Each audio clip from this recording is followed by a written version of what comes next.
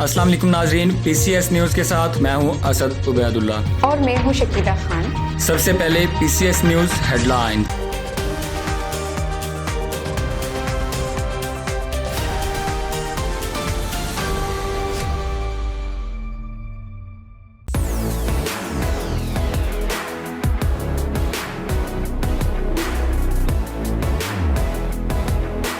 Pakistan civil soldier movement and organisation की जानिब से दीपालपुर में फ्री मेडिकल कैंप का इनाकाद किया गया।